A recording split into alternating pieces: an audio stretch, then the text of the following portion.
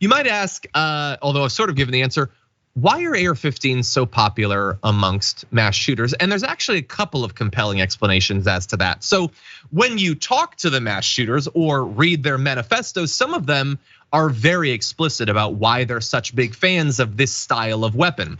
The Buffalo mass shooter said this, we're hiding the name obviously to avoid copycats, but the Buffalo mass shooter said, the AR-15 and its variants are very deadly when used properly, which is the reason why I picked one. High capacity magazines and ammunition that causes enough ballistic damage to kill effectively will be used. Now, even in the case of that mass shooter, in his extended writings, he also seemed to indicate that he liked adding extra controversy over the AR-15, and that might have played into his choice to use that style of gun. But we also know that he wanted to kill as many people as possible, and so that feels like the more compelling explanation. But whether it's individually the actual cause for him, his reasoning actually bears out. They are more dangerous, both because you can get such high capacity magazines and also because bullet for bullet with certain calibers, because AR-15s are available in multiple calibers, they do a lot more damage. In fact, I want to demonstrate once again a video that we've shown before comparing a sort of standard pistol ammunition, the damage it does to a body, with what can be done with an AR-15. Take a look at this.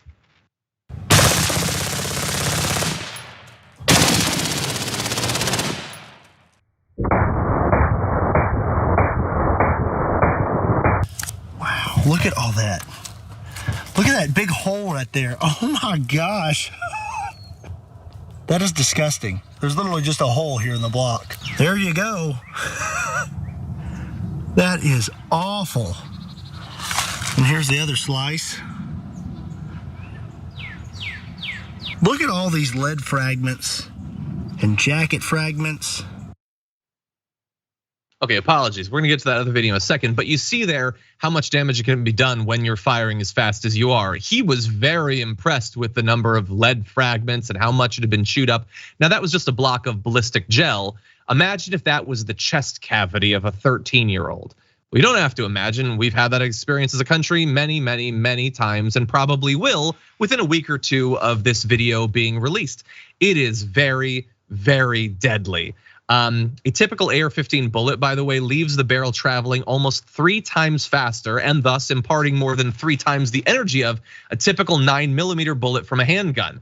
An AR-15 rifle outfitted with a magazine with 50 rounds allows many more lethal bullets to be delivered quickly without reloading. I think that's important to point out because not everybody uses guns and not everybody who uses guns thinks that much about how guns differ from one another. You might think, well, a gun is a gun, a bullet is a bullet, you shoot the bullet, it goes out. No, bullets differ widely. The actual velocity of the bullet, the force that's imparted is very different depending on what sort of ammunition, what sort of gun you're using. And so now I want to turn to the actual direct comparison. What happens to a human body when these different sorts of ammunition hit it? Take a look at this.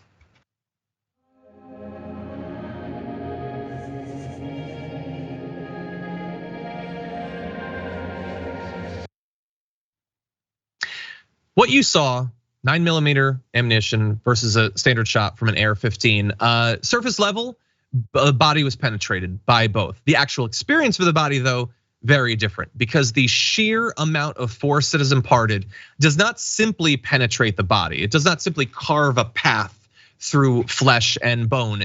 It blows a channel through it.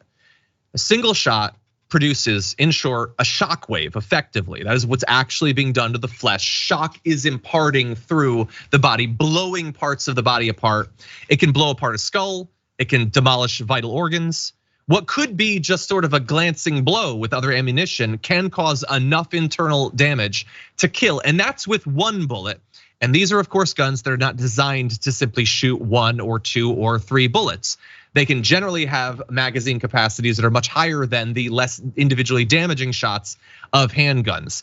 And that isn't the only issue, the magazine capacity and the force imparted by the bullet. Both of those are concerning, and both of those come stock with an AR-15, which is, of course, definitionally a semi-automatic rifle, meaning that one pull of the trigger gets 1 bullet to be fired.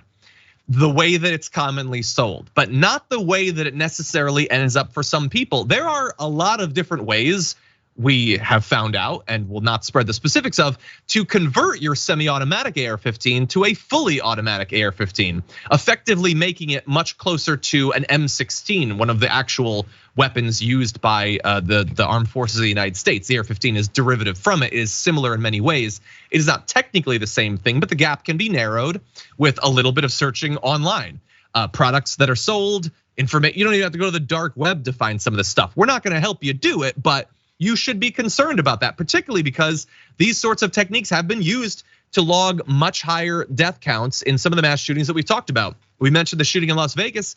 That was done with an AR-15 that had an attachment that's referred to as a bump stock. It's a way to effectively simulate the effect of a fully automatic rifle. Now, in the wake of that, that was actually banned. It was banned, by the way, under the Donald Trump administration. So very minimal credit there to him.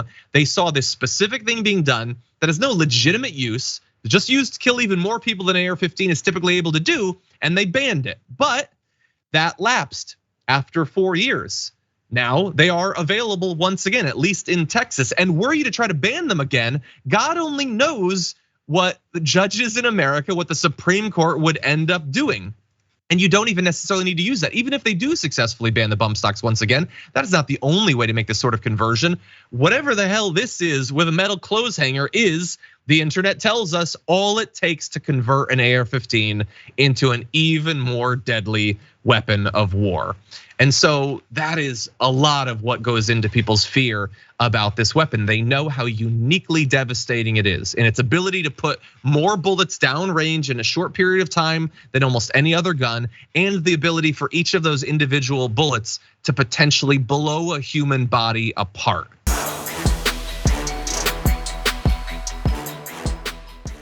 Check out the Damage Report podcast each day, wherever you get your podcasts, whether Pocket Casts or Stitcher or iTunes. You can join me as I give you the news and stories you want, with a range of co-hosts and interview guests jumping in on the fun each day. Again, that's the Damage Report, wherever you get your podcasts. And if you get them at iTunes, don't forget to rate and review. Sometimes I'll read them live on the show.